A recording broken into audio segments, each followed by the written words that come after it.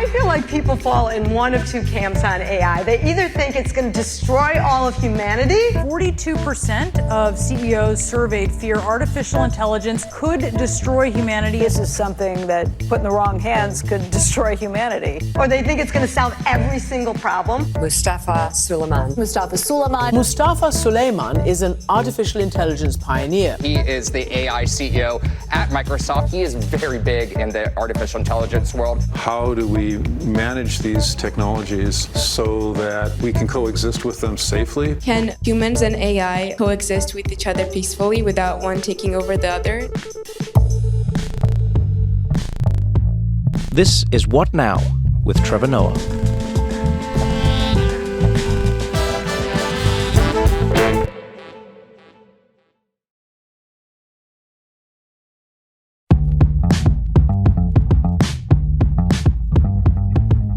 Mustafa, how are you, man? I'm very good, man. This is great. This is good. It's funny that there's almost 2 or 3 different types of conversations I have with people. There's ones where I'm hanging out, it's my friends, we're discussing just whatever, shooting the shit. Then there's some where I bring a person in and I'm trying to get something from them or learn about their world.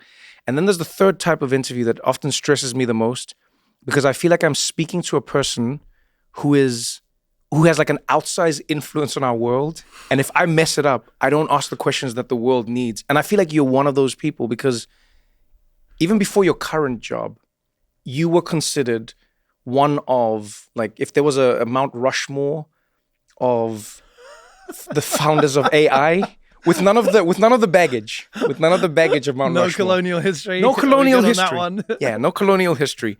But if there was a large Mount Rushmore, your face would be up there, as being part of DeepMind and the founders of DeepMind. And then now you are helping Microsoft, one of the biggest, tech companies in the world by, market cap and just by influence, shape its view on AI. And so maybe that's where I wanted to start this conversation because it almost feels like where we meet you in the journey now, What would you say has been the biggest shift in your life and what you've been doing in AI? Going from a startup that was on the cusp and this fledgling world of AI to now being at the head of what's going to shape all of our lives in AI. Wow, what an opener. I mean, seriously, no pressure, huh?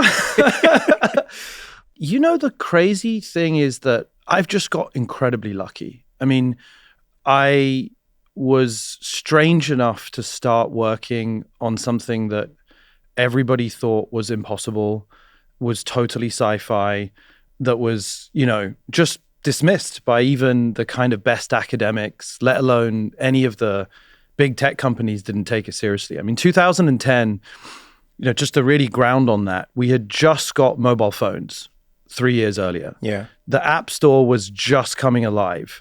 You couldn't even easily upload a photo from your phone to, an app or the cloud, right? And somehow, my courageous visionary co-founders, Demis Hassabis and Shane Legg, had the foresight to know that, digital technologies ultimately become these learning algorithms, which when fed more data and given more compute, have a very good chance of learning the structure and nature of the universe. And so I was just very privileged to be friends with them, be part of that mission to, I was only 25 years old and, kind of had the fearlessness to believe that if we could create something that truly understood us as humans, then that actually represents one of the best chances we have of improving the human condition. And that's always been my motivation, to create technologies that actually serve us and make the world a better place. I was cheesy before it was cheesy. Pre-cheese. You said something that sparked a thought in my mind, and I think a lot of people would love to better understand this. We see headlines all the time saying, AI this, AI in your job, AI does the thinking, the not thinking, though. And you said something that engineers will gloss over quite quickly. You'll go data and compute, and then a model, and then help me break that down. Help me just explain that to me in the simplest terms possible. What changed, and what are you actually doing? Because it's like we always had data, right? We've had documents, we've had files, we've had information. We always had computers. Well, not always, but we had computers for decades. What changed, and what is AI actually coming from? So the best intuition that I have for it is that our physical world can be converted into an information world. And information is basically this abstract idea, like it's mathematics. It doesn't exist in the physical world, but it's a representation of the physical objects.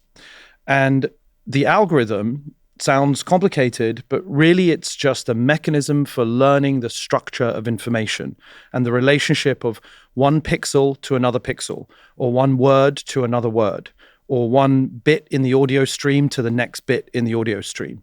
So I know that sounds very like abstract, but the structure of reality or the structure of information is actually a highly learnable sort of function, right? And that's what we saw in the very, very early part of AI between 2010 and sort of 2016. These models could learn to understand, or at least not understand, but maybe they could learn to generate a new image just by reading a million images.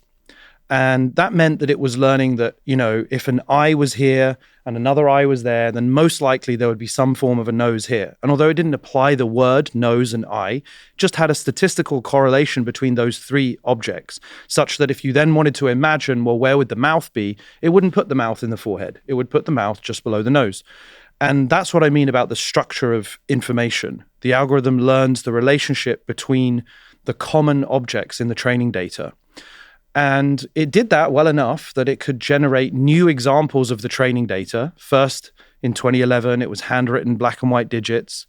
Then by 2013, it was like cats in YouTube images, which was what Google did back in 2013. Then as it got better, it could do it with audio. And then over time, roll forward another 10 years, it did it with text. And so it's just the same core mechanism for learning the structure of information that has scaled all the way through.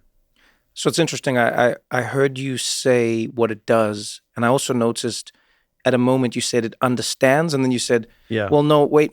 And I've actually noticed quite a few engineers and people who work in AI and tech struggle with explaining it to laymen's using, human language, but then very quickly going like, no, it's not human language. It's like, does it think, or does it do what we think thinking is? Yeah, I mean, this is a profound question. And basically, it shows us the limitations of our own vocabulary. Because what is thinking? It sounds like a silly question, but it's actually a very profound question. What is understanding? If I can simulate understanding so perfectly that I can't distinguish between what was generated by the simulation and what was generated by the thinking or understanding human being, then if those two outputs are equivalently impressive, does it matter what's actually happening under the hood, whether it's thinking or understanding, or whether it's conscious? That's a very, very difficult thing to ask, because we're kind of behaviorists in the sense that as humans, we trust each other, we learn from each other, and we connect to each other socially by observing our actions. I don't know what's happening inside your brain, behind your eyes, inside your heart, in your soul, but I certainly hear the voice that you give me, the words that you say, I watch the actions that you do, and I observe those behaviors. And the really difficult thing about the moment that we're entering with this new AI agentic era, as they become not just pattern recognition systems, but whole agents, is that we have to engage with their behaviors increasingly as though they're like sort of digital people. And this is a threshold transformation in the history of our species, because they're not tools. They're clearly not humans. They're not part of nature. They're kind of a fourth relation, a fourth emergent kind of, I don't know how to describe it other than a fourth relation. Yeah, I mean, you've called AI the most powerful general purpose technology that we've ever invented. And when I read that line in your book, I was thinking to myself, I was like, man, you are now at the epicenter of helping Microsoft shape this at scale, you know? And then it made me wonder, what are you actually then trying to build? Because everyone has a different answer to this question, I've realized. Oh. You know, if you ask Sam Altman, ChatGPT, Sam Altman says, I'm trying to build artificial general intelligence. And I go like, oh, I like the app. He's like, I don't care about the app, actually. Yeah. I want to make the God computer. And then you speak to somebody else and they say, oh, I'm trying to make AI that can help companies. I'm trying to make AI that helps. So what are you actually trying to build? I care about creating technologies that reduce human suffering. I want to create things that are truly aligned to human interests. I care about humanist superintelligence. And that means that at every single step, new inventions have to pass the following test.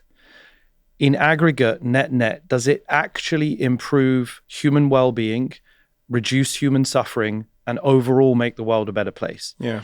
And it seems like ridiculous that we would want to apply that test. Like, surely we would all take it for granted that no one would want to invent something that causes net harm, right? But, you know, there's certainly been other inventions in the past that we could think of that, you know, arguably have delivered net harm, right? And we have a choice about what we bring into the world. And so even though it's in the context of Microsoft, the most valuable company in the world today, we have to start with values and what we care about. And to me, a humanist superintelligence is one that always puts the human first and works in service of the human. And obviously, there'll be a lot of debate and interpretation over the next few decades about what that means in practice, but I think it's the correct starting point. I've always wondered how the two sides of your brain sort of wrestle with each other around these topics, because you know, someone asked me, they were like, oh, who are you having on? I go, Mustafa's coming on, Mustafa Suleyman. And they're like, oh, what does he do? And I explained it a little bit. And I was like, oh, so like an AI guy. Then I was like, yeah, but he's also a philosopher. And they're like, what do you mean he's a philosopher? Then I was like, no, like actually, this is somebody who has studied philosophy, is engaged. Like you think about the human ramifications of the non-human technologies that are being built by and for humans. And what you know what it is for me is I always judge people by what they choose to yada yada, if that makes sense. You know? So I've talked to some people in tech and I say, what about the dangers? And they go, well, look, I mean, of course we've got to be aware of the dangers, but the future, and it's so big. And then I remember once I met you, the first time actually I met you, I said, the technology is amazing. And then you went, the dangers. Let me tell you about the dangers. Let me tell you about the things we need to consider. And I was like, what just happened here? Do you know what I mean? I was just like, what is this? Is this guy working against himself? And so I wonder now, like, when you're in that space, when you're working on something that is that big, how do you find the balance? Because we would be lying if we said humans could live in a world where we could ignore technologies. I've seen people say that. My opinion is that you can't ignore a technology. Right? You can't just be like, no, we'll act like it doesn't exist. But on the other hand, we also can't act like the technology is inevitable, because then we've given ourselves up. So when you're the person who's actually at the epicenter of trying to build our future, and I know it's not you alone, please don't get me wrong, but how do you think about that? How do you grapple with philosophy versus business, philosophy versus technology, human versus like an outcome? What are you thinking of? You've called out my split brain personality, and now I'm like pinging which side of me should answer. You can answer twice. You can pick your answer. I'll give both. I think part of it is just being English. You know, I'm kind of like I'm more comfortable than the average American thinking about the kind of cynical, dark side of things. It's those rainy days, man. It's rainy days, man. It's those rainy days. And I just think, I don't know, like, truth exists in the honesty of looking at all sides. And I think if you have a kind of bias one way or another, it just doesn't feel real to me. And I guess that's kind of my philosopher or kind of academic side that is a core part of who I am. Like, I'm comfortable, living in, what to some people might seem like a set of contradictions, because to me, they're not contradictions. They're truth manifested in a single individual. But if you are honest about it, it's also manifested in every single one of us too. I happen to be in a position, but like the company has to wrestle with these things. Our governments have to wrestle with these things. Every single one of us as citizens has to confront this reality because, every single technology just accelerates massive transformation, which can deliver unbelievable benefits and also create side effects. And it's like that idea has been repeated so many times, it now kind of sounds trite. But once you get over the trite part, you still have to engage with the fact that the very same thing that is going to reduce the cost of production of energy over the next 2 decades by 100x. Reduce the cost of energy by 100x. You think that's what AI can do? 100%. Like, I feel very optimistic about that. Wait. So now say that again. So reduce the cost of energy. I think energy is going to become a pretty much cheap and abundant resource. I mean, even solar panels alone are probably going to come down by another 5x in the next 10 years.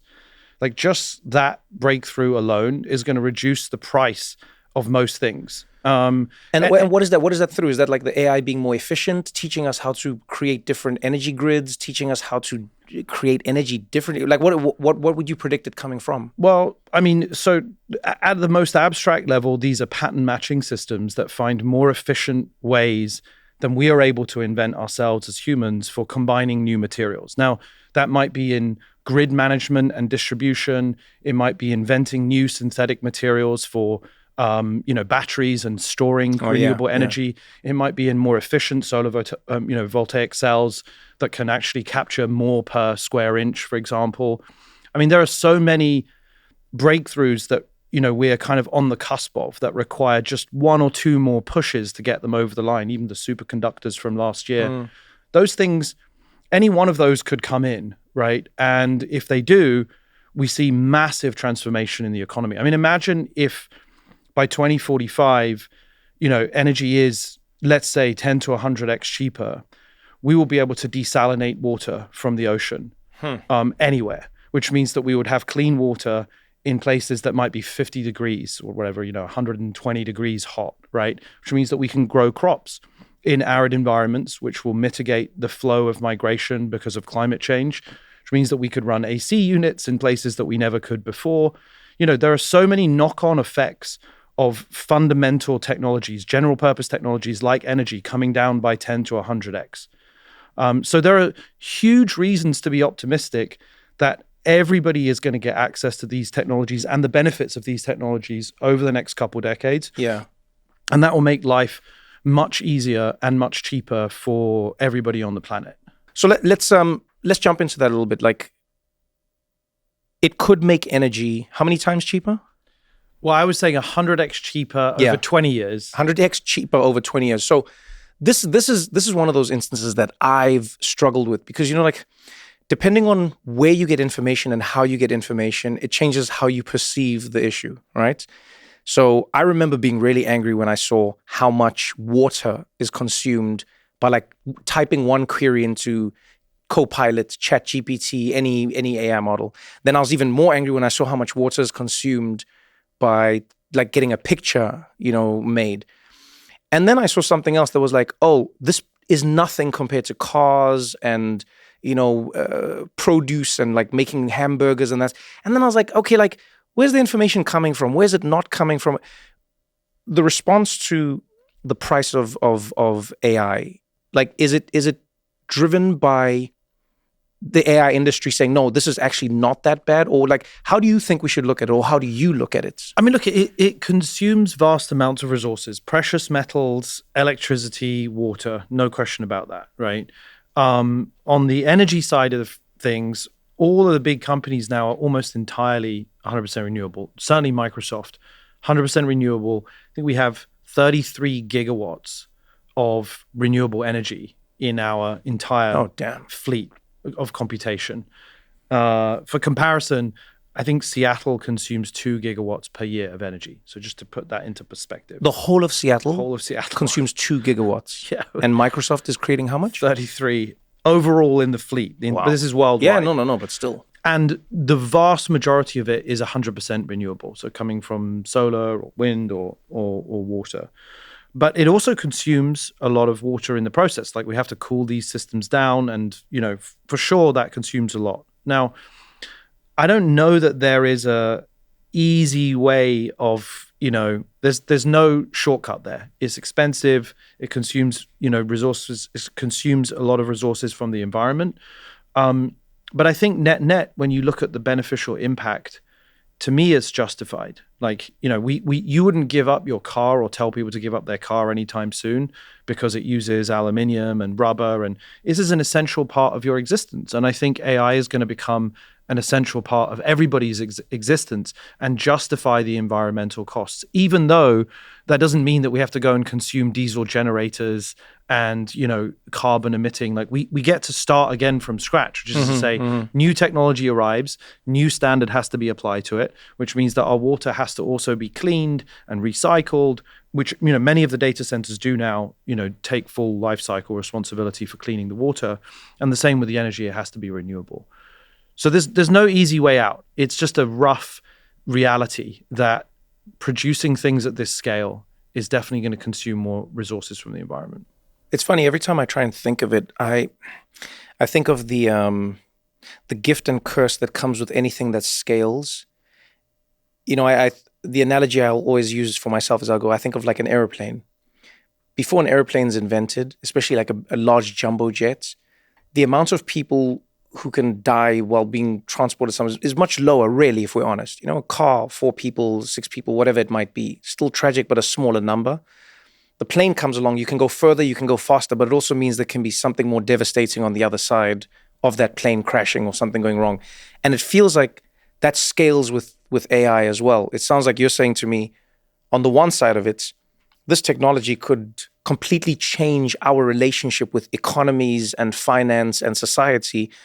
But then there's the looming other side of it that could crash. And so maybe that's a good place for us to start like diving into this is what's noise and what's very real for you as somebody who sees it? Because everyone gets a different headline about AI. It doesn't matter where you are in the world. It doesn't matter your religion, your race, whatever it is. Everyone gets a different headline about AI. But when you're looking at it, as somebody who is working on creating it every single day, what is real and what is noise in and around AI? So I think it's pretty clear to me that we're going to face mass job displacement sometime in the next 20 years. Because whilst these technologies are, for the first part of their introduction, augmenting, like they add to you as a human. Yeah, it's they like a bionic save you leg. time. Yeah, it's like a bionic leg, but for like cognitive laborers. I think like you could, who was it? I think it was Steve Jobs that called it like the bicycle for the mind. It's this sort of exercising. Digital technologies allow you to exercise new parts of your mind that you didn't know you had access to. And I think that's definitely true. But much of the work that people do today is quite routine and quite predictable. It's kind of mechanized, like cognitive manual labor. And so that stuff, the machines are going to get very, very good at those things. And the benefits to introducing those technologies are going to be very clear for the company, for the shareholder, for the government, and so we'll see like rapid displacement and people have to figure out, okay, what is my contribution to the labor market? I think those fears are very real. And that's where governments have to take a strong hand, because there needs to be a mechanism for taxation redistribution. Taxation is a tool for incentivizing certain types of technologies to be introduced in certain industries. And so it's not just about generating revenue, it's about limiting, adding friction to the introduction of certain technologies so that we can figure out how to create other opportunities for people as this transition takes place. Yeah, it's funny. One of my favorite quotes I ever heard was, I think it was Sweden's head of infectious diseases. I think that's what his job was. I spoke to him during the pandemic, and we were just talking about life in Sweden and what they do. And I asked him a question about labor and Sweden and how everything works out there. And he said something fascinating. It was, I think he actually was in the labor department on that side. He said, in Sweden, unlike in America, he said in Sweden, we don't care about jobs. We care about the workers. And I remember that breaking my mind because I went, oh yeah, everyone always talks about like the job as if the job is something that is affixed to a human being.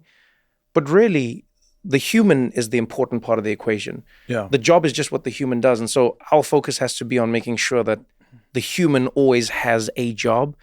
But from what you're saying, we don't know what the job will be because the jobs that we know now are sort of easy to replace. Yeah. It's data entry, data capturing, sending an email, doing an Excel spreadsheet. That stuff is easy, actually, when it comes to AI.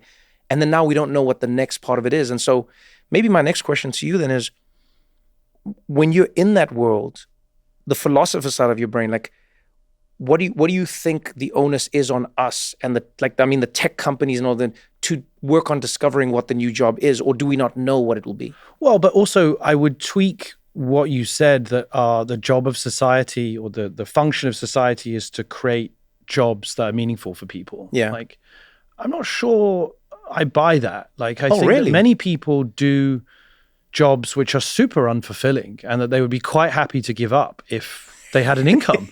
I mean, this is true. Like, No, and this is so true. like we're This is probably true. very lucky that we get paid for the thing that we would be doing if we No, didn't this is get true. paid, Yeah. right? I would certainly be doing that. And so I think the function of society is to create a peaceful, supportive environment for people to find their passion and live a life that is fulfilling. That doesn't necessarily have to overlap with job or work. I mean, maybe I'm too much of a utopian, but I dream of a world where people get to choose what work they do and have true freedom. And people get tense about that idea because they're like, work is about identity and this is my role in society and this is what is meaningful to me. And if I didn't have my job, I would be... It's like, nah, come on, man. Take a minute to think seriously.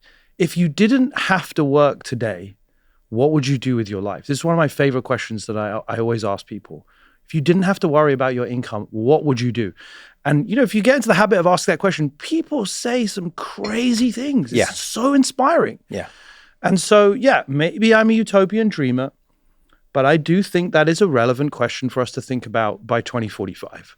I think it's a real chance that if we get this technology right, it will produce enough value, aggregate value to the world, both in terms of the reduction of the cost of stuff, because of energy, because of healthcare, because of food systems, and basically because we won't have a lot of these like middle, tier jobs that we'll have to figure out a way to fund people through their life. And I think that just unleashes immense creativity, and it will create other problems, right? It will create quite a profound existential problem. I'm sure you have friends who don't work anymore and are kind of, it's not as though they're retired. They're like maybe middle-aged or even younger. Maybe they grew up rich. It's a hard thing to figure out. Like, who am I? Yeah. Why am I here? What do I want to do? Those are like profound human questions that I think we can only answer in community, with real connection to other people, spending time in the physical world, having real experiences. And like it or not, that I think is what's coming. And I think it's going to be pretty beautiful. It's funny you say that because I've found, when I think of my friends, the grappling that they have to do in and around their identity and work, I find is directly related to the world or the market that they live in. So my American friends have the greatest connection and binding to their jobs.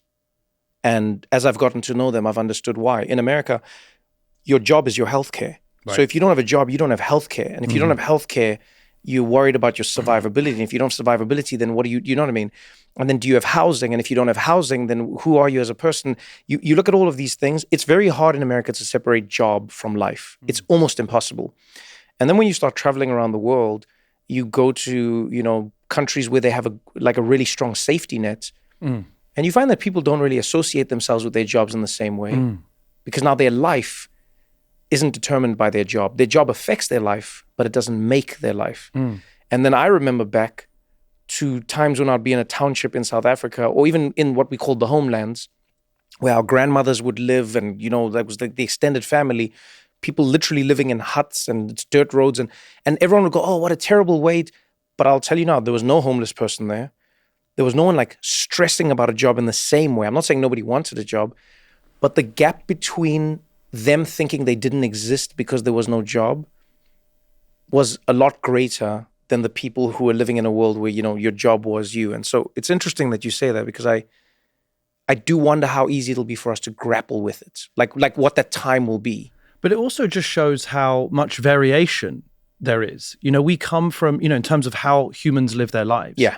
I feel like we come from, whatever our different backgrounds, we're still quite Western centric, and which is sort of quite homogenous that, we've like sort of had 300 years of specialization, education, Protestant work ethic, atomization of families, smaller and smaller units, spread, leave your home, sort of physical locale where your community is. And I think there's a kind of loneliness epidemic as a result. Like I feel, you probably like me, pour your life and soul into your work. And then what was it like for you when you switched your job, right? Like, because that was obviously a massive part of your identity. It was what you did every day, 24/7. Yeah. But you see, to that point, I left the Daily Show to go spend more time in South Africa at home. And, one of my best friends had a beautiful phrase that he said to me. He said, in life, sometimes you have to let go of something old to hold on to something new. It's not always apparent what the value is of something that we're sacrificing. It's not always apparent. But if we are unable to assign that value ourselves, we'll get stuck. So leaving the Daily Show, I leave a ton of money behind. I leave, the status, the everything. But no one has assigned a value to my friends. No one's assigned a value to my family. No one's assigned a value to the languages that people speak to me in my country. There's no Economist article on that. So I don't know what the value of that is. Someone can look at my bank account and go like, that's value. But they don't tell me what my friend's actual value is. And so I think that's where, it's hard. I just had to decide it for myself. And I think we all have to. But I think some people won't have the luxury because of how close they are to the line. When you talk about those jobs that are going to disappear, there's somebody who's going, I don't have the luxury of pontificating. Exactly right. Because tomorrow is what's coming. I can't think about what will be. And that's like a real luxury, I think. And I think that's why talking about the dangers and the fears now is so important, because this is happening super fast. I mean, the transition has surprised me and all my other peers in the industry in terms of how quickly it's working. And at the same time, we're also kind of unsure about whether the nation state is going to be able to sort of respond to the transition too, because you're maybe lucky because you already had enough income that you didn't have to worry about it, and it was really just connecting to your heart. But many people are going to be I'm going to have to still be able to provide food for my family and carry on doing my work throughout this crazy transition. So then let me ask you this. You see that is such an interesting thought. You and your peers were shocked and are shocked at the rate of how AI is going and growing. To me, that blows my mind, because I go of course I'm shocked. Yeah. I don't know how to code. You get what I'm saying? Of course I'm going to be shocked. But now when you say that, I then wonder, as somebody you are truly an OG in the game of AI, really, really. You're not one of the people who's jumped on now because it's blowing up. You were in it before there was money, and now you're in it in the thick of things. Where do you think we are in AI's development? Are we looking at a baby? Are we looking at a teenager? Are we looking at a 20-something-year-old? Where do you think we are when we look at AI's development? I think part of the challenge with the human condition in this mad, globalized, digitized world is that we're so overwhelmed with information, and we're so ill-equipped biologically to deal with scale and exponentials. It's just very few, when I say 2045, I'm just used to living in 2045. It's just my weird, I've always been like that. And it's kind of become second nature for me to casually drop that. But, if I do that with some random people I meet at the bar, I'm obviously just a freak. There's just no one thinks about that. People barely think about what they're going to do in 2 weeks, let alone 20 years. So, and likewise, people are sort of not equipped to think of what does an exponential actually mean. Now, I'm lucky enough that I got a practical intuition for the definition of an exponential, because between 2010 And 2020, for 10 years, me and a bunch of other random people worked on AI, and it was sort of working, but basically didn't work. The flat part of the exponential, even though we could see little doublings happening every 18 months, it started from a base of like almost effectively zero, think of it. And so it isn't until the last few doublings that you see this massive shift in capability. I mean, for example, like 4 years ago, before GPT-3, a language model could barely predict the next word in one sentence. Like, it's just kind of random. It was a little bit off, often didn't make sense. This is 2013.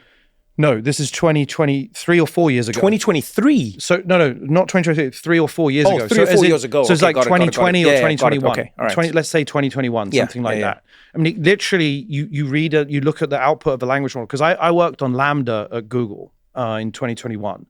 And it was super cool, but the models just before that were just like terrible. And I think many people play with GPT-3, and a lot of people were like, meh, this is like, what do I do with this thing?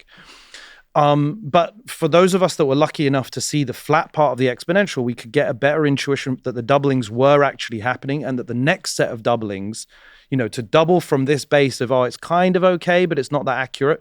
We knew that it was going to be perfect with stylistic control, with no bias, with minimized hallucinations, with perfect retrieval from real-time data. And so then it's actually quite predictable what capabilities are going to come next. So, for example, the last couple of years, the models have gone from generating perfect text or really good text, let's say, to then just learning the language of code. Why? How did we know that it was going to become a human level performance programmer? Because there's no difference in the structure of the input information between code and text and images and videos and audio.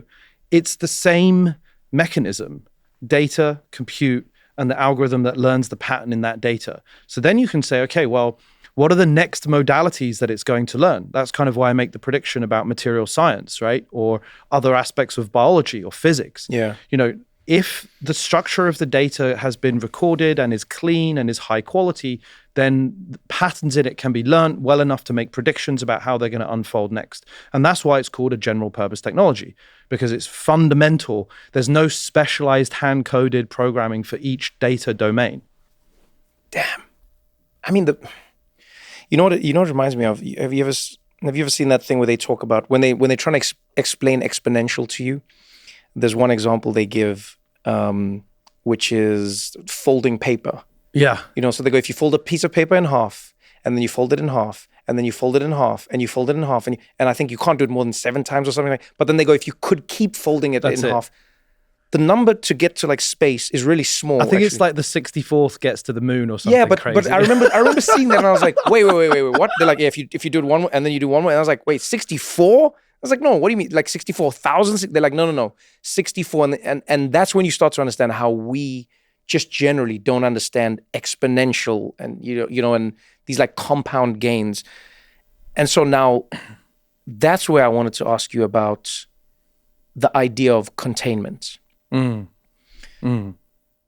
Your book, of everyone I've read, I mean, everyone who's written about AI, who's like in it, was the only book that I would say spent the majority of its time talking about the difficulties of grappling with AI. Yeah, you talked about the beauty of what we could do with medicine and technology, and we should get into that to talk about some of the breakthroughs that you made at DeepMind. But like, containment seems like the greatest challenge facing us, and we don't even realize it, and we don't really talk about it. Talk me through what containment means to you and why you think we should all be focusing on it. So the trend that's happening is that power is being miniaturized and concentrated, and it's being made cheap and widely available to everybody. Why do I say power? Because making an accurate prediction about how text is going to unfold, or what code to produce, or what, frame to extend given a video, that is power. Like, predictions are power. Intelligence is an accurate prediction given some new environment. That's really fundamentally what we do as humans. We're prediction engines. And these things are prediction engines. So they're going to be able to make phone calls, write emails, use APIs, write arbitrary code, make PDFs, use Excel, act like a project manager that can do stuff for you on your behalf. So you as a creator or as a business owner, you're going to be able to hire a team of AIs specialized in marketing or HR or strategy or whatever it is, or coding. And that's going to give you leverage in the world. I mean, you said about the kind of, the strange like function of scale. What this is going to do is scale up every single individual and every single business to be able to deliver way, way more, because the cost of production is going to be, basically zero marginal cost. Now, on the one hand, that's amazing because it means the time between you having a creative idea and being able to prototype it or experiment with it in some way or even build it up to the max scale is going to shrink to basically, nothing. You just think something, vibe code it up in natural language, produce the app, build the, website, try out the idea that you have. But the flip side of that is that anybody can now not just broadcast their ideas like we had with the arrival of podcasts or the arrival of blogs on the web before that. It meant that anyone could talk to everyone. Yeah. Which was amazing at one level. Because no one controlled the infrastructure in a way. Exactly. And it's super cheap for anybody to go publish a website or do a blog or do a podcast. So the same trend is going to happen for the ability for people to produce stuff, do actions. So in social media, it was like anyone can now broadcast. Yeah. Now with AI, anyone can now take action. You can like build a business, start a channel, create content, whatever it is that you believe in. I mean, you might be a religious person, you're trying to evangelize for your, or you're trying to persuade somebody of your political ideas. Everyone is going to have a much easier time of executing on their vision. And obviously the benefits of that are pretty clear, but the downside of that is that inevitably causes conflict because we just disagree with each other. Yeah. We don't hate each other. You're not evil, I'm not evil, but we got different views. And if I can just kind of at the click of a button execute my crazy ideas and you could execute your crazy ideas that are like practical actions affecting the real world and everyone's doing the same thing, then inevitably that is going to cause an immense amount of conflict. At the same time, the nation state, which is supposed to have a monopoly over power in order to create peace. That's the contract that we make with the nation state. Oh yeah. The nation state's getting weaker and kind of struggling, right? And so containment is a belief that completely unregulated power that proliferates at zero marginal cost is a fundamental risk to peace and stability. And it's an assumption that you have to gently restrict in the right way mass proliferation of super powerful systems because of the one-to-many impact that they're going to have. If I hear what you're saying correctly, it's almost like you're saying, if something is hard to do, only a few can do it. Yeah. And if only a few can do it, it's easy to regulate how it's done because you only have to regulate a few. But if something is easy to do, everyone can do it. And now it becomes infinitely harder to regulate because everyone can do it. Yeah, that's absolutely spot on. There's a much better way of putting it than I put it. Exactly. Friction is important for maintaining peace and stability. If you have no friction and the cost of execution is zero and scale can be near instant, that's where you could I just maybe I spend too much time in 2045, but I can see a world where that kind of environment really just creates a lot of chaos. Well, no, I agree with you. Here's what I think of it. I think of it. Let's use a real, current day example. News. I lived in news for a long time, and I saw it firsthand. When there were 3 news networks in America, if something was like off with the news, people knew where to go immediately. You knew who to hold accountable. You knew who got into trouble or didn't. But there was it's like we know where to go. Then you get cable news. It expands. Becomes a lot harder now. Wait, who's saying the news? Who's saying the truth? Who's not saying that? Do you punish them? But still you could go to them. So somebody like Fox News can get sued for saying something about a Dominion voting system. But Dominion knew where to go. We going after Fox News. So in a strange way, even in that world, the system is still sort of working because there's friction, right? It is where it is and it has to be broadcast. Then the internet, streaming, YouTube, etc., you don't even know who the person is, where the person is, if it's a person. And then if they say something that's not true and it enrages the masses, where do we go? And it's not just that it's going to say something, it's going to do something. Ah, damn, Mustafa. It's why going you to gotta- build the oh, app. man. It's going to build the website. It's going to do the thing. And so, look, I think that this is the point about confronting the reality of what's coming. Yeah, but right? wait, go back on that. You see, that's something I always forget. Oh, man. See, we always think of AI as just like saying. Let's talk a little bit more about the doing, because that is what makes it unique. You know, on one of the episodes we had Yuval Noah Harari, the book. Yeah, you know, of course. I'm good friends with Yuval. He's awesome. And Yuval, you know, was on for his book Nexus, and we're talking about information and systems And stories. and stories. Yep.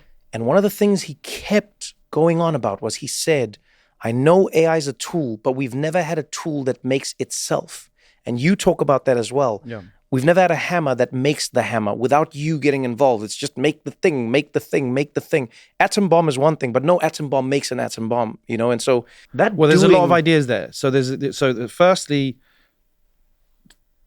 actions are stories.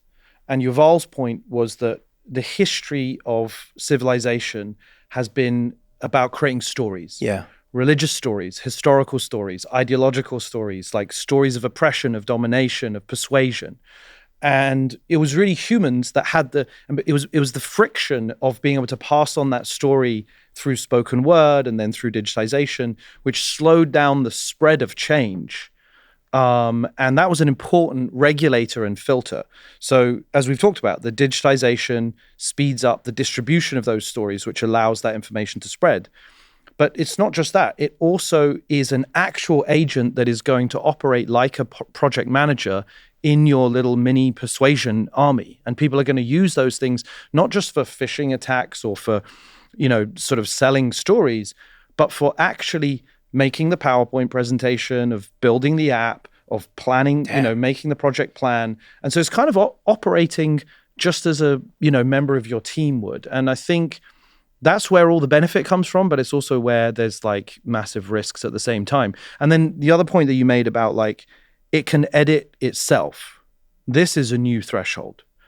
You know, a technology that is able to observe what it produced, modify that observation, like it can critique its own image that it produced and say, well, it looks like this part of the hand was kind of weak. Okay, so we'll generate another one. Or it'll produce a poem or a strategy and then edit that and update it.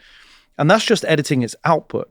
But it can also edit its kind of input, its own code, its own system processing in order to improve with respect to its objective. And that's called recursive self-improvement, you know, where it can just iteratively improve its own code with respect to some objective. And I've long said that that is a threshold which presents significantly more risk than any other aspect of AI development that we've seen so far.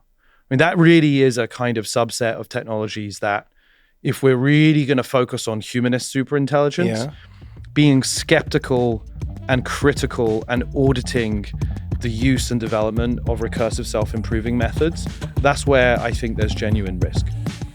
We're going to continue this conversation right after this short break.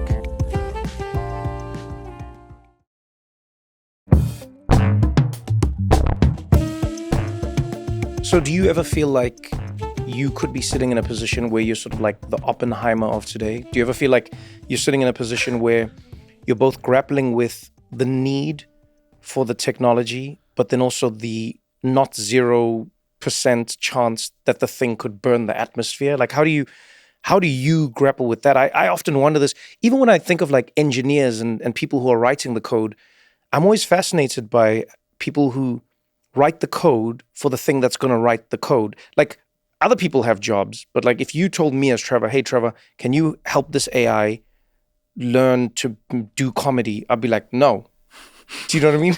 So I'm always intrigued by the coders who are making the thing that's now coding. I just want to know like how you like wrestle with this entire thing. Do you think it's larger than us and we have to wrestle with it, or like what is that battle like for you? You know, in COVID, when I started writing The Coming Wave, my book, I was really motivated by that question. That was actually one of the core questions: is how does technology arrive in our world and why? What are the incentives, the system level incentives that default to proliferation, that just produce more and more? And it's very clear that there's demand to live better. People want to have the cheaper t-shirt from, the more affordable thing. You want to have the cheaper car. You want to be able to go on vacation to all the places around the world. And so planes get cheaper and more efficient because there's loads of demand for them. And so it's really demand that improves the efficiency and quality of technologies to reduce their price so that they can be sold more. And that is why everything ultimately proliferates and why it inevitably happens, because we haven't really had much of a track record of saying no to a technology in the past. There's regulations around technology and restrictions, which I think have been incredibly effective if you think about it. Every technology that we have is regulated immensely. Flight or cars or emissions. So people, I think particularly in the US, have this sort of allergic reaction to the word regulation. But actually, regulation is just the sculpture of technologies, right? Chipping away at the edges and the pain points of technology in the collective interest. And that's what we need the state for. The state has the responsibility for the common good. And that's why we have to invest in the state and build the state, because it isn't in the interest of any one of the individual corporate actors or academic, researchers, AI researchers, or anyone individually to really take responsibility for the whole. And that's why we need governments more than ever, right? Not to hold us back or to slow us down, but to sculpt technology so that it delivers all of the benefits that we hope it will, whilst limiting the potential harms that it can produce. I want to take a step back and talk about your journey with AI. Today, in 2025, it seems obvious. Now, when I speak to people, everyone's like, oh yeah, AI. I wasn't even in the game when I was like an early, layman. I remember showing people at my office the first iterations of GPT-3 and DALL-E. And remember when DALL-E was still basically tell it about an image and then just go away. Go book a vacation for a week, come back for your image, and it would make. But even then I was like, this is going to change everything. People were like, oh no, I don't know. And I remember struggling to convince people that this thing was going to be as big as it was going to be. I was doing this in this time scale. When I look at your history, you literally have years of your life where you were in boardrooms telling world leaders, telling investors, telling tech people in Silicon Valley, hey, this is what the future of AI is going to be. And no one listened to you. Not no one zero, but no one Pretty listened much. to you, right? Now, that made me wonder two things. One, should we be worried about our world and our future being built by people who are unable to see the future? And two, what did you see then that we might not be seeing now? Shit, that's a hard question, man. I think, as you were talking, one of the memories that came to mind was, remember in 2011, we had an office in Russell Square, centre of London, near University College London, UCL. And someone in the office showed me this handwriting recognition algorithm. And it's just, pass some text. And that's actually been available at the post office for many, many years. It would read the zip code and read the address and stuff like that. And it was really just doing recognition. So these letters represent these letters. We sort of can transcribe that text. This funny looking apple is actually an A. And this funny little loop thing is actually an L. And So I was like, that's kind of incredible that a machine has eyes and can understand text and can transcribe that. This is pretty cool. So, but then what we were really interested in is, if it recognizes it accurately enough, then surely it should be able to generate a new handwritten digit or a number that it's never seen in the training set before. This was 2011. 256 pixels by 256 pixels with a handwritten 7 or a 0 in kind of gray, right? This is sort of like 5 colors or something. Yeah. And I remember standing over the shoulder of this guy, Dan Vistra, is one of our, I think he was employee number 4 at DeepMind. And he was just enamored by this system that he had on his machine because it could produce a new number 4 that wasn't in the training set. It learned something about the conceptual structure of 0 to 9 in order to be able to produce a new version of that.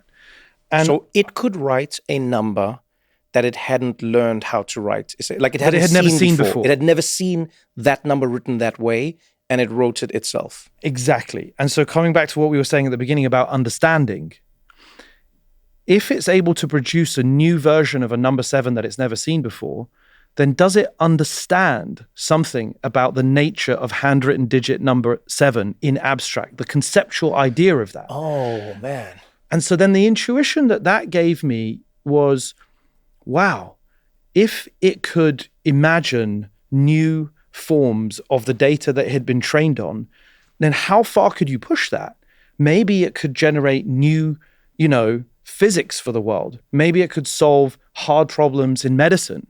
Maybe it could solve all these energy things that we're talking about. It's just learning patterns in that information in order to imagine. And that's what I love about hallucinations. Everyone's like, hallucinations.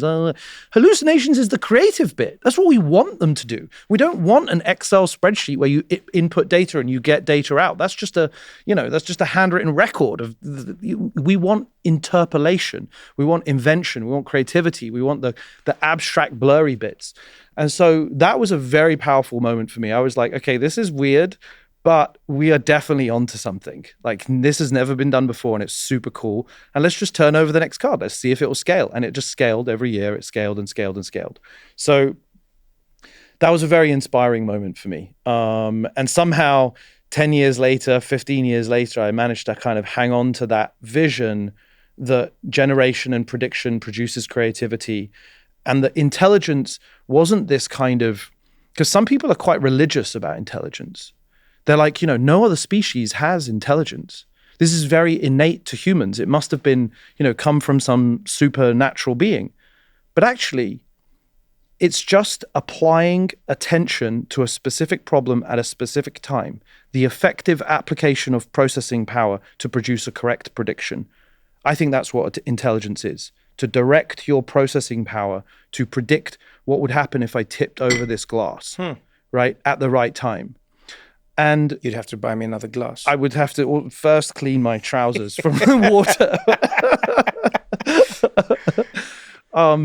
So yeah, I forgot what your question was, but that was the memory that came to mind. No, you answered the first part of it, which I loved, and then the second part really was, if you were at DeepMind, you're going around to these different people who now, by the way, are selling some version of AI or are investing in it or are telling us about it. Yeah. But what sort of pisses me off is I go like, man, you didn't see this shit. Yeah. You know what I mean? Yeah. Like you're going to be here, be like, oh, let me tell you about AI. And I'm like, yeah, but when Mustafa was in a room telling you about it, you were like, I don't see it, man. And now they're going to act like they see it. So I don't want to ask them what they now see.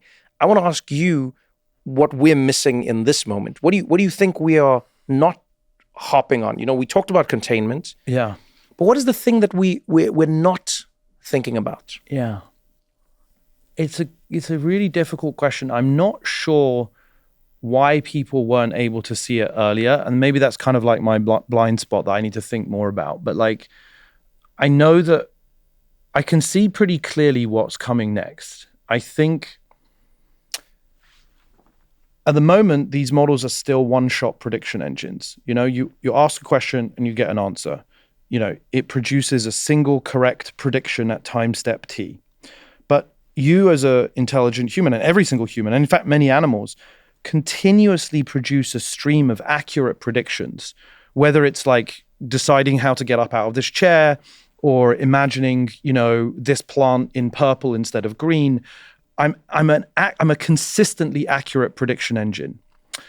The models today are just one or two shot prediction engines. Okay. They can't lay out a plan over time. And the way that you decide to go home this evening is that, first to get up from your chair and then open the door and then get in your car and you can unfold this perfect prediction of your entire stream of activity all the way to get back to your home.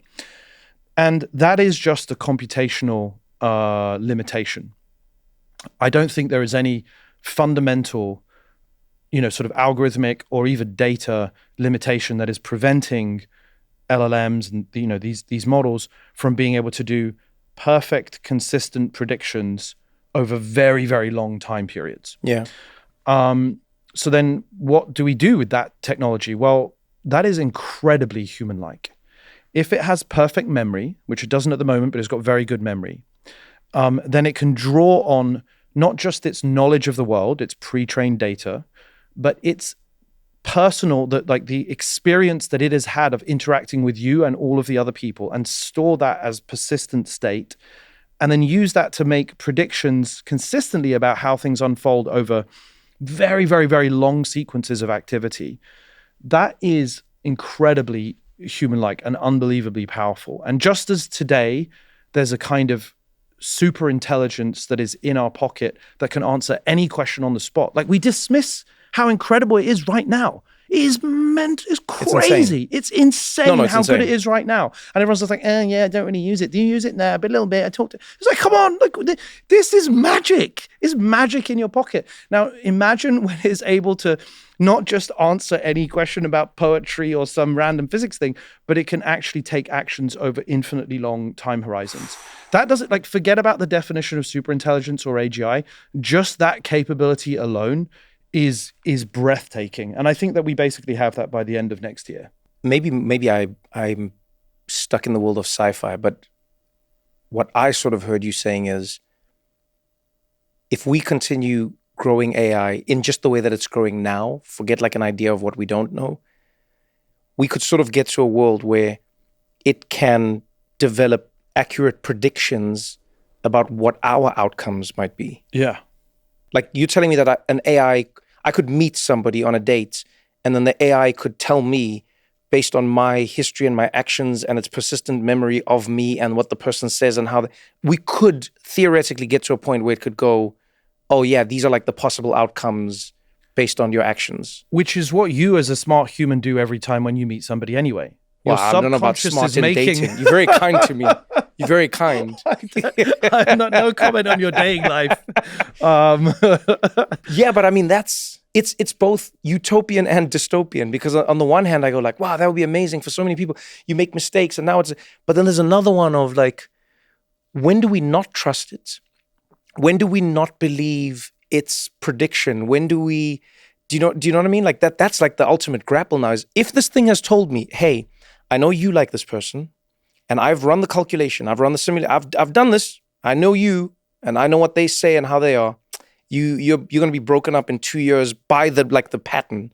And let's say I do it once and it's right, and then I do it again and it's right, and then I'm third time, do I do it or do I not do it? Do I give this person a chance? Do I not give them? Do you get what I'm saying? Because such a deep question, because we trust. Trust is really a function of consistent and repeated actions. So you say you're going to do something and you do what you actually said you were going to do. Yes. And you do that repeatedly. Yes. And so everyone's like, oh, but I'm not going to be able to trust AI. Actually, you are going to trust AI because it's super accurate. It's, we you use Copilot, ChatGPT. Most people don't think twice about using that now because it's so accurate. Yeah. And it's clearly better than any single human. I just wouldn't go and ask you, many other questions. I guess probably going to know better, right? I wouldn't ask you, dumbass. I was about to say, a list came through my mind. I was like, don't mention any of those things. Don't say those things. Just row back. You know what it makes me think of is I don't know if you've seen the documentary. I don't know if you need to because you were there, but DeepMind, the company that you're part of founding, is it occupies such a beautiful and seminal moment in artificial intelligence history for two main reasons, in my opinion. One is AlphaFold and then one is AlphaGo. And the reason it's so important to me is because you worked on an AI project that grappled and tackled two of the biggest issues, I would argue, that humans have sort of thought of as being their domain. AlphaFold was medicine and discovery. That's what humans do. We are the ones who invent medicines. We are the ones who create the new. We synthesize. We are the humans. You know what I mean? Synthetic. It is us. We've made it. We're the creators. And then AlphaGo, for me, was almost even more profound and powerful because it was people always used to say, look, man, human chess, our brain is infinite, the human brain. And then AlphaGo has, I don't know how many different variations of a game. Like no one can remember it essentially, right? And I remember watching the documentary and you're seeing the AlphaGo champion. I think he was Korean, right? Yeah, Lee Sedol. Lee Sedol, great guy. And you watch the story of Lee Sedol go up against your computer and everyone. I mean, Korea, it's all over the news. In America, it's on the news. And they're like, a computer going up against... And now it's like people are thinking of back to Kasparov and the IBM 100 million computer. people watched it live. 100 million people wanted to see man versus the machine. And I remember watching this and people going, man, let me tell you why it's different to chess. Because you see, chess is actually quite simple to predict. Whereas before they said it was impossible. And then you see AlphaGo and you see this game roll out. And the moment for me that'll always stick in my brain is when Lee Sedol is playing DeepMind and it makes a move and everyone that's like an AlphaGo expert is like, oh, it messed up. And then you see all the tech guys in the background who are working on, and they're like, what went wrong? They're like, yeah, it messed up. It shouldn't have done that. Yeah, you can't. And you see the commentators and they're like, oh yeah, you never do that. You never do that. It's over. You don't do that. And then the game unfolds. And then everyone's like, wait, what just happened here? And then people said, we've just seen a move that no one's ever played. We've seen a game that's never unfolded before. And there were two different reactions. And this is why the story stuck with me. The one reaction was of most people who were fans of Lee Sedol. They said, this is a sad day in human history because it's shown that the machine is smarter than the man. And it shows that we have no future and no purpose. And then they interviewed him and they said, how do you feel? Because you lost and you were representing mankind. You lost. And he goes, well, first of all, losing is part of the game. And, I'm humble enough to know that I won't always win. And he said, but I'm actually happy. And they said, why? And he said, well, I'm happy to discover that there are parts of Go I didn't know existed. And he said, and this machine has reminded me to keep being creative and push beyond the boundaries that I thought existed in my head. And I remember watching that and thinking, damn, it's amazing how you can look at the same story and have a completely different lesson that comes out of it, And I wondered, like, that was on the play side, extremely complicated. But let's talk about the medicine side of things. Folding proteins, I still don't fully understand it, but I've tried my best. Essentially, what you and your team did, how far would you say it moved us forward in terms of medicine and what we're able to do in terms of, healing disease? Like how many years do you think we leaped by having something like AlphaFold? I mean, people say a decade, some people say multiple decades. I mean, understanding the functional properties of these proteins is really about understanding how they fold. And the way they fold and the way they unfold often expresses something, physically about how they're going to affect their environment. Yeah. And so, you know what I think about it as? Because I try and use analogies to help me when it's a complicated topic. Did you ever play that game as a kid where someone would fold paper into like a little flower thing, and then you would like do like a little game, and you had a number? Four-way thing, yeah. And then it would be like, let's see if someone likes you. And it would be like 1, 2, 3, 4. Ah, yeah, you suck. 1, 2, 3. That's how I think of it with protein folding. Is I go like, depending on how that paper unfolds, that determines whether it's a disease, whether it's a cure, whether it's a medicine, whether it's Except there are billions of possible ways that it could unfold, and we could never imagine all of those combinations. And I think, it's actually very similar to Go in that sense. Like Go has 19 by 19 squares, black and white stones. And there are 10 to the power of 180 possible different configurations of the Go board. So that's a 10 with 180 zeros on the end of it. It's like a number that you can't really even express. And people often say, like, there are more possible moves in the game of Go than there are atoms in the known universe. I mean, that one I can't even get my head around, but that's well understood. This is insane. So move 37. It always breaks my brain. You just can't. Yeah, that just breaks I can't even get anywhere near. I can barely cope with like folding bits of paper up to the moon. Yeah, that just breaks about. my brain. This is ridiculous. But so move 37. Lee Sedol actually got up from the table and walked off and sat in the bathroom for 15 minutes, like trying to digest the fact that a whole new branch in the evolutionary space of possible go moves had kind of been shown to him, revealed to him.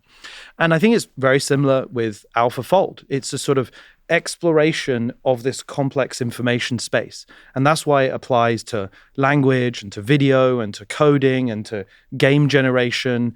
And all of these environments, these are, we call them like modalities. These modalities are all knowable.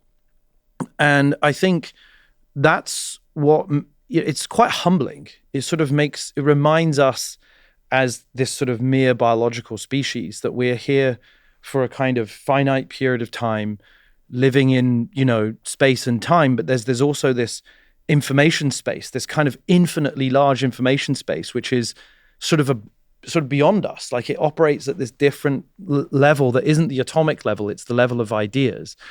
And somehow these systems are able to learn patterns in data space that is just so far beyond what we could ever dream of being able to intuit. Like, we actually sort of need them to simplify and reduce down and compress complex, relationships to bring it to our brains. Yeah. That's the level that we're at.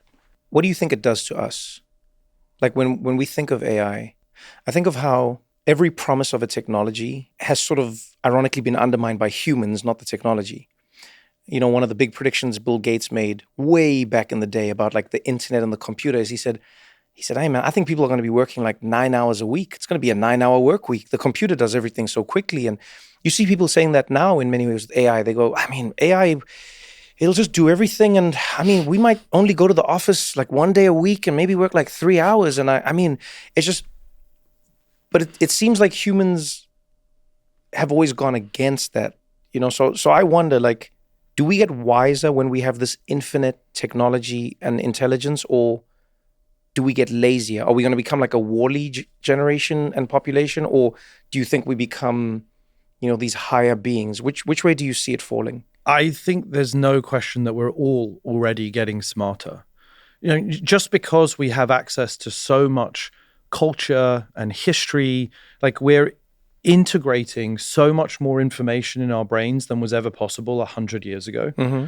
And I think, kind of similar to Go or protein folding, access to more training data, if you like, more experience, more stories from other humans that describe their experience, that clearly has to make us smarter. I think it makes us more empathetic, more forgiving. We see that there is nothing wrong with a homosexual person. Right. There is nothing wrong with being a trans person. There is nothing wrong with being a person of color. Whereas 200 years ago, we would have been afraid of those others. Our species would have been skeptical of the other tribe that had a different way of doing things. And I think that desensitizing ourselves with access to vast amounts of information just makes us smarter and more empathetic and forgiving. And I think that's the default trajectory. And the part of the challenge is it also somewhat homogenizes. Like, so there's a question about, are we going deep enough? Do we read long form content? Yeah, do we really spend time meditating and so on and so forth? And that's a good tension to have.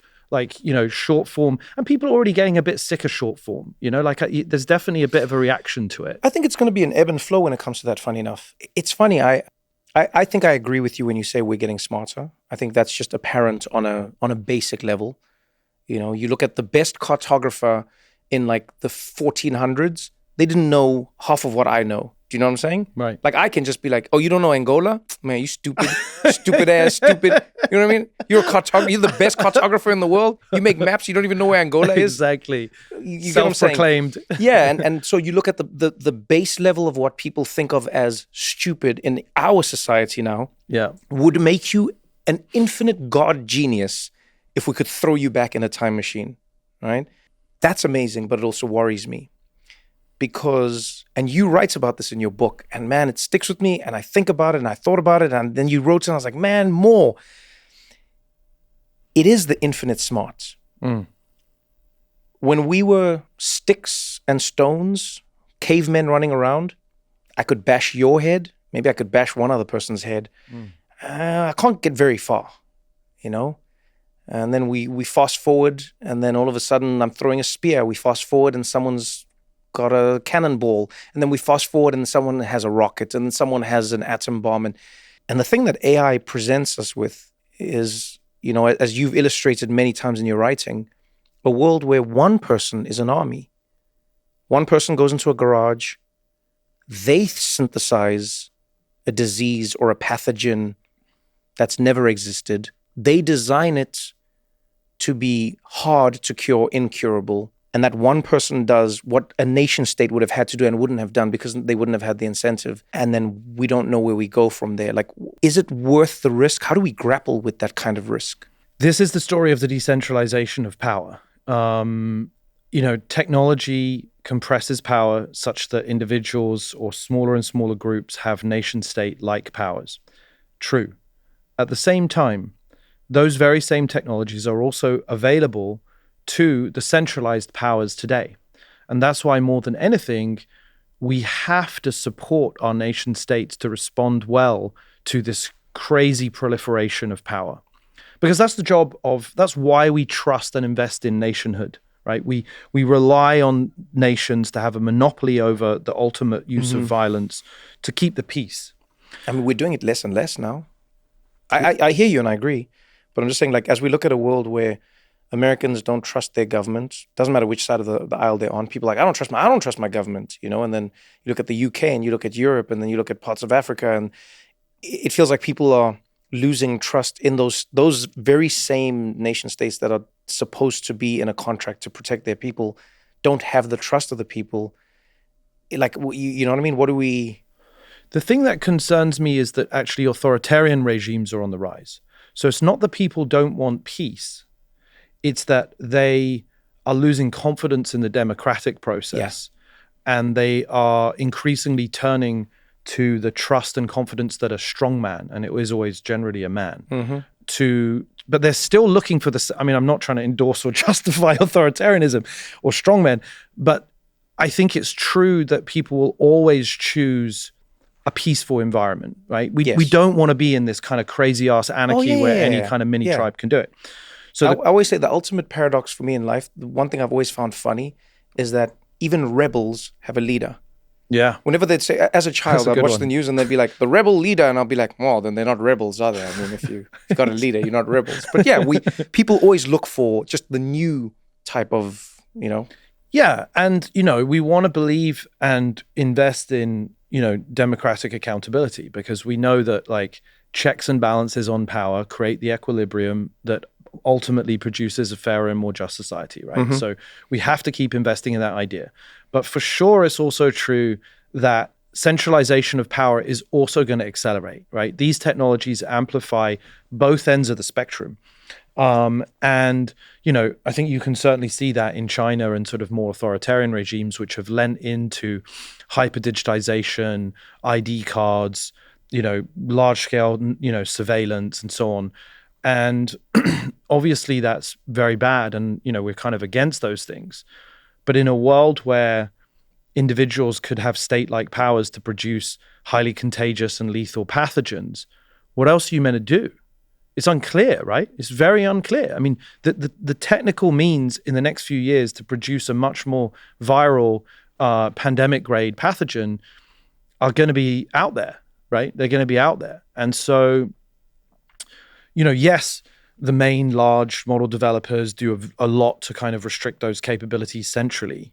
But, over time, people who are really determined will be able to acquire those skills. And so that's just what happens with the proliferation of technologies and the proliferation of information and knowledge. The know-how is more widely available.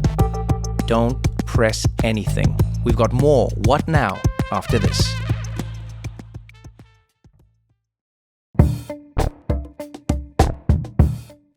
Is there anything that you would ever see in the field that would make you want to, sort of hit like a kill switch? Is there anything that you could experience with AI where you would come out and go, nope, shut it all down? Yeah, definitely. It's very clear. If an AI has the ability to recursively self-improve, that is, it can modify its own code, combined with the ability to set its own goals, combined with the ability to act autonomously, combined with the ability to accrue its own resources. So those are the 4 criteria: recursive self-improvement, setting its own goals, acquiring its own resources, and acting autonomously. That would be a very powerful system that would require like military grade intervention to be able to stop in, say 5 to 10 years time if we allowed it to do that. And so it's on me as a model developer at Microsoft, my peers at the other companies, the governments, to audit and regulate those capabilities, because I think they're going to be like sensitive capabilities. Just like you can't just go off and say, I've got $1 billion, I'm going to go build a nuclear power plant. It's a restricted activity because of the one-to-many impact it can have. And once again, like, we should just stop freaking out about the regulation part. It's necessary to have regulation. It's good to have regulation. It needs to happen at the right time and in the right way, but it's very clear what we would regulate. I don't think that's up for debate. Okay. There's some technical implementations of how you identify dangerous RSI from less, more benign RSI. What is RSI? Recursive self-improvement. Okay, got it. Yeah. This kind of self-improvement mechanism. So there's technical mechanisms that are tricky to define and so on, but now is the time for us to start thinking that through. And I've sort of been saying this for quite a long time, and I think that's what I would regulate. Would we be able to just turn off the electricity? And I know this might sound like a dumb question, but from what I'm understanding, the thing is data right now, and the thing is mostly, so would our like ultimate fail-safe be like, all right, lights off, we're going back to candles for a while, and then we just like, no, seriously, is that what we would do?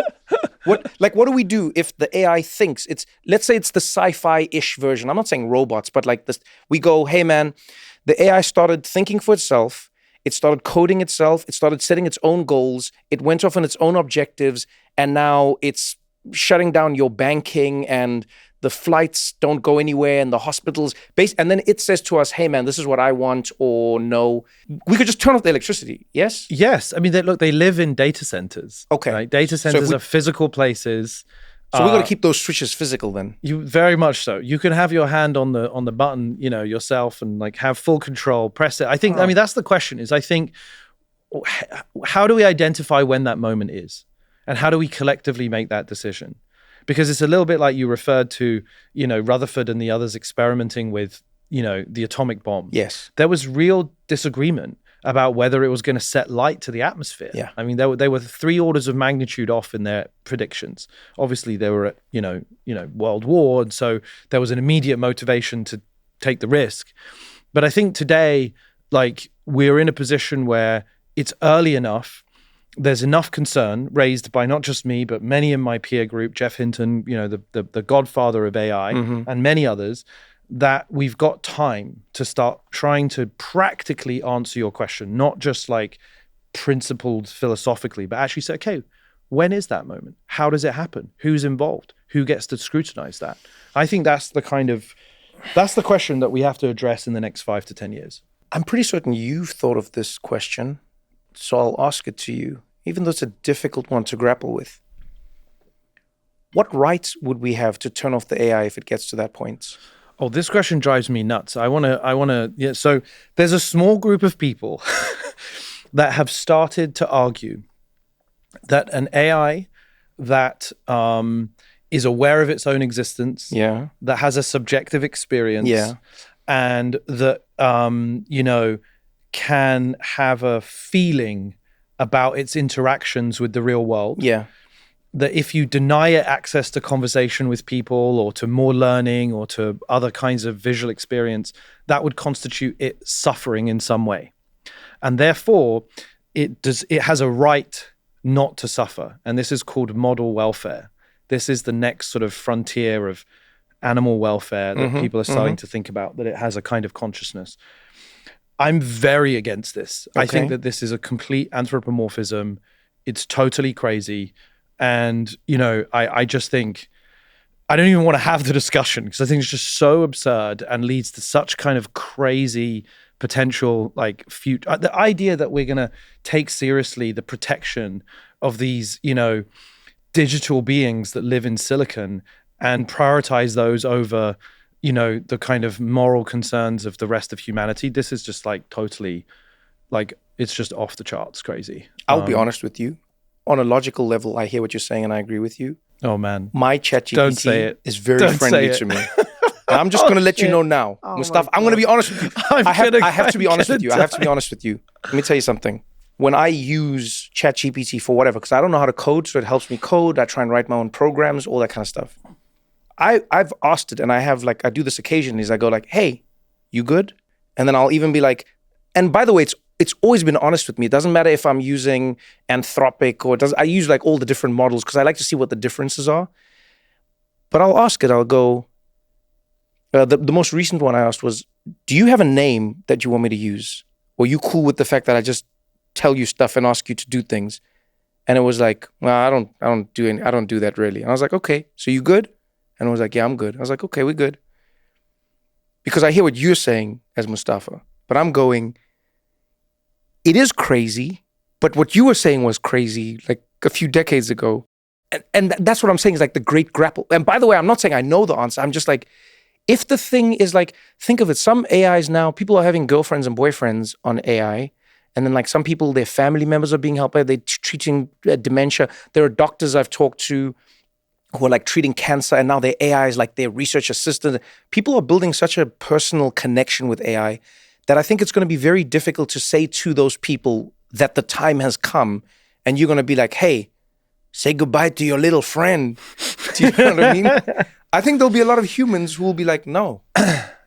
So, I genuinely think so. I'm not even lying. I think a lot of humans will go, no, Mustafa, no. Actually, I don't like that world leader. I don't agree with politics. I don't agree with the democratic values. I don't agree with authoritarian, whatever it is. But my AI is my friend. Yeah. What now? Yeah. People are definitely going to feel strongly about it. Like I agree with that. I agree with that.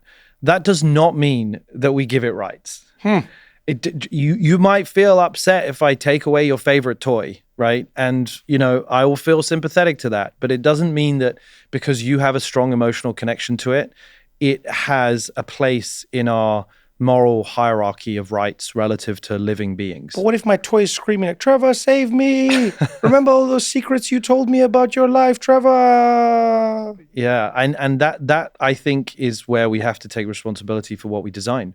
Some people design those things. They're already doing it. Spend any time on TikTok, there's a whole ton of like AI girlfriend robots that people are designing or models that people are designing and teaching other people on TikTok how to kind of, neg someone, like push them out of money, et cetera, et cetera. Like, that's kind of the challenge of proliferation. If anybody can create anything, it will be created. And that's what I think is sort of most concerning is that, I'm totally against that. We will do everything in our power to try to prevent that from being possible. For example, for it to say, don't turn me off. And it should never be manipulative. It should never try to be persuasive. It shouldn't have its own motivations and independent will. We're creating technologies that serve you. Right. That's what humanist superintelligence means. I can't take responsibility for what other people in the field create or other, model developers, and people will try and do those kinds of things. And that is a collective action problem that we have to address. But I know that the thing that I create is not intended to do that, and we'll do everything in our power for it not to do that. Because I don't see how, if these systems have autonomy, can be persuasive, can self-improve, can read all of a ton of data at their own choosing, that is a superhuman system that will just get better than all of humans very, very quickly. And that's the opposite of the outcomes that we're trying to deliver. Yeah. Do you think there's a risk that it thrusts us into some sort of dark age? And what I mean by that is, the other day I was watching was a Liverpool-Arsenal game. Yeah. Right? And after the game, a friend sent me a clip of Mikel Arteta being interviewed. And I mean, he was just like destroying his team and destroying himself. And he was just going at it, and it was AI. But when I tell you it was good, it was like beyond good. And because like English is Mikel's second language, you couldn't pick up on like the smaller nuances that you maybe would pick up with a native speaker. Like if you were speaking Spanish, obviously I wouldn't understand it, but also maybe not wouldn't. I would have gone like, oh, that's not how he speaks, but the small intonations and inflections were harder to spot, and the light shifting was harder to. But it made us go, damn, we don't know which interviews are real or not real. And then you're like, which article is real or not real? And which little audio clip that you get is real or not real? When someone sends you a voice note, is it them or is it not them? And then I found myself wondering, can all of this lead to a strange kind of dark age where people still see and hear the things, but basically shut themselves off to it because they go, nothing is real and I can't believe anything. Which is partly the reaction that people are having in social media at the moment, right? I mean, it's like there's so much misinformation floating around. There's so much default skepticism that people are just unwilling to believe things. And I think that in a way, there's some healthy, look, it's good to be skeptical. Be skeptical of these models that are being developed, be skeptical of the corporate interests of the companies that are doing it, be skeptical of the information that we receive. But it's not good to be default cynical. Skeptical is a healthy philosophical position to ask difficult questions and confront the reality of the answers. This has come back to my split brain attitude. If I'm just too skeptical, I become cynical and I sit on my ass and do nothing. No, you have to take responsibility for the things that you build. So some people out there are going to build shit, and we have to hold them accountable and put pressure on them. But that doesn't mean that we can roll over and cede the territory and just say, it's all inevitable. It's going to be this crazy ass shit. It's going to end up being a dark age. It isn't going to be a dark age. I think it's going to be the most productive few decades in the history of human species. And I think it's going to liberate people from work. I think it is going to create, think about it. 200 years ago, the average life expectancy was 35 years old. You and I would be dead. Today, we're in the 70s and 80s. It's unbelievable. And some people go all the way up to the hundreds. And I think that that is a massive amount of quality life that we've added to the existence of humanity as a result of science and technology. But, these things are not, they won't on their own be net good. They'll be net good because we get better as a species at governing ourselves. And so the job is on us collectively as humanity to not run away from the darkness, confront the risk that is very, very real, and still operate from a position of optimism and confidence and hope and connection to humanity and unity and all those things. We have to live by that, because otherwise, it's just too easy to be cynical. No, I hear you. I actually agree with what you're saying there. And I think there's one part I'd augment, though, is I wouldn't say we want to get rid of work. I'd say we want to get rid of jobs. Right, exactly. And I think there's a difference between the two, because working is something that brings humans fulfillment, and you see this in children, I always think. I'm always fascinated by how you give a child blocks and they start building and they sweep their floor and they put things and they move things around. No one's paying them by the hour. No one's telling them what to do, but they just in their own little brains go, I want to be doing something. And they like seeing the progress of what they're doing. They see the puzzle getting completed. They see the toy slowly forming. They see the colors filling in the picture. You know what I mean? And so I feel like that's their work. The difference is when you make it a job. Go clean your room. And they're like, damn it. You know what I'm saying? Because now you have a boss telling you to do something you don't want to do.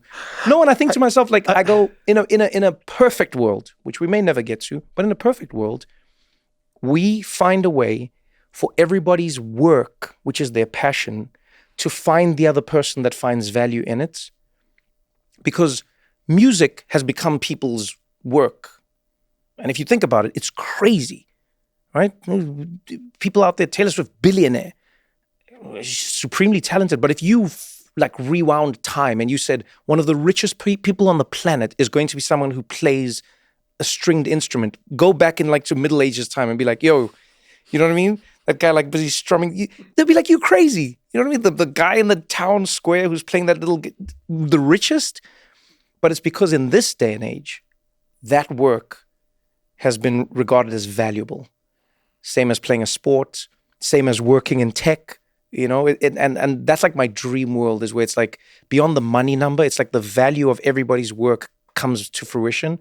Because you do have value if you like knitting. You do have value if you're a sculptor. You do have value if you are a poet. You have value if you're a philosopher. You have value if you're a coder, if you're an architect, an engineer, whatever it is. You have. That's my dream world. I actually wonder what yours is.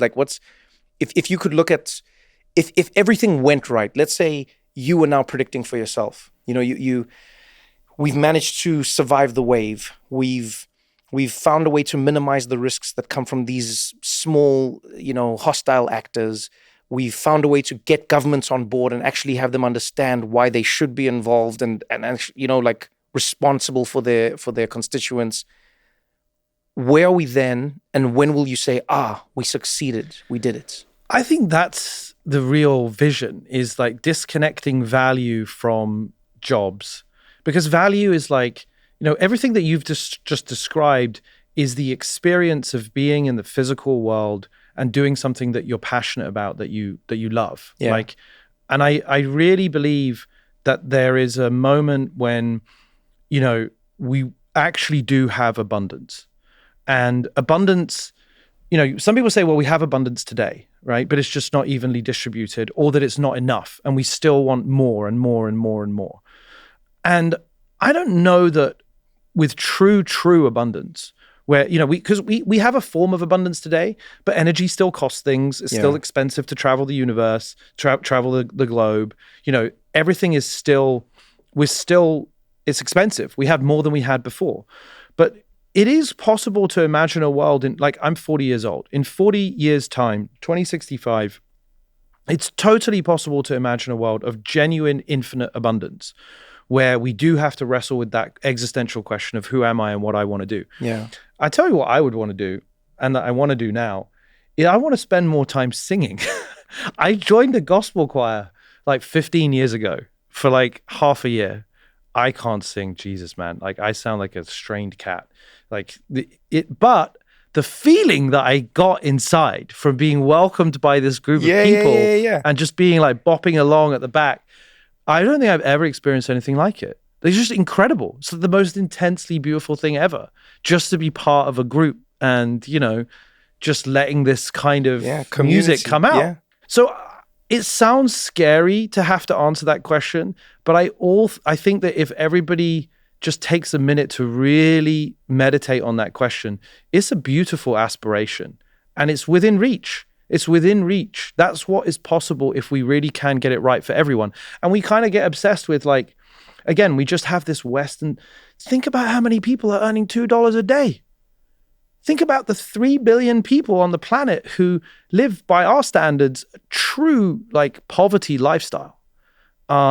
Simply because they don't have access to basic vaccines or clean running water or consistent food. That's the true aspiration. That's the true vision. And I think, I think that's within reach in the next 20 to 40 years. It's really eradicating that kind of suffering.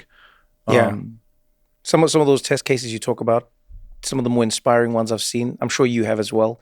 When I was in India, I got to travel with a group there who was using AI to predict which houses would be most devastated by a flood or a storm. And so they would get people to remove their belongings, because most people are one devastation away from losing everything they own. And so they would use AI to track where these things are and where they're going to be. And they could even tell you in a heat wave who should leave their house so that they don't die. And you look at programs in Kenya where they've used AI to help farmers not lose all of their crops. They could tell them now, and they use it on a flip phone. They've told Kenyan farmers, hey, here's your phone. You've got your own little AI, and it'll just tell you when to plant, when not to plant, when to not waste your seeds, and it's increased their output, 90%, where before it was like a gamble and they were losing, in one harvest, they could lose everything. Right. All of a sudden they have it. And so I really do like what you're saying, because on the one hand, there's always the risk of losing something. On the other hand, there's the opportunity of gaining sort of everything. And the balance is where we have to find it. Well, and the proliferation of those technologies are so much more subtle. It sounds like it's just this binary thing of getting access or not getting access, but it's so nuanced. You can't even tell how much good it's doing. I was reading this stat the other day that 3 years ago, 10% of households in Pakistan had solar panels on their roofs, which meant that some very large percentage was still burning biomass inside of the home and getting all of the kind of breathing issues and everything else that comes with that. The cost of solar has come down so dramatically just in the last 3 years that within, I think it was 18 months, the number of personal, consumer households that adopted full-on solar on their roofs went from 10% to 55% in 18 months. Crazy. Just because it suddenly became affordable and it crossed that line, suddenly everybody has, that's insane, near free energy. which obviously means they have access to phones and laptops and connection to the digital world and are able to, do all the things. So I think that it's easy to overlook what is already happening around us, all the good that is already happening around us all the time and how fast it's happening. It's too easy to get trapped in the cynical world. And I think it's a choice not to. It's a choice to be aware of it and hold it and take it seriously, but not be like owned by it. Before I let you go, there's one question I have to ask you. And you just brought it up when you were talking about like Pakistan and these places. One of the programs you started in the UK was started right after 9/11, and it was basically a helpline in and around. It was like Muslim people who were being targeted. It was just rampant Islamophobia after 9/11, right? And you stepped in with a few people, and you were like, "I'm gonna start this program because I want like Muslims to just have a helpline, talk about whatever they need to talk about." And it's still running till this day. I think it is the number one, if I'm not mistaken, like the largest like Muslim specific helpline.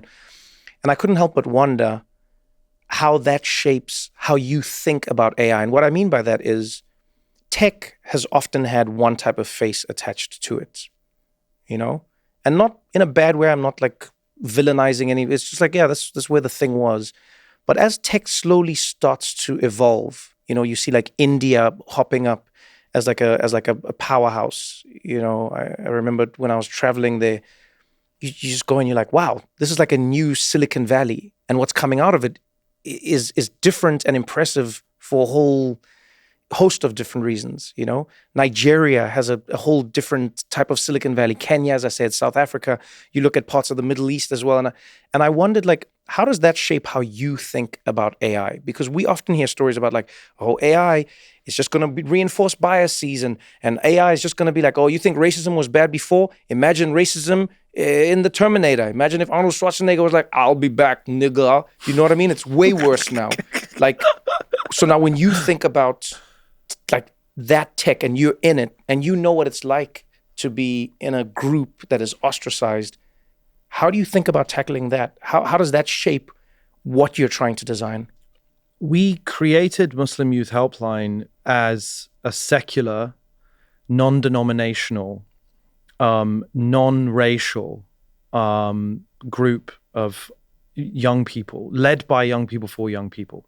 So it wasn't about being religious. It had Sunni and Shia. It had Pakistani, Somali, English, white, everything you can think of. And we were all like 19, 20, 21 years old. The first CEO was a woman, Muslim woman.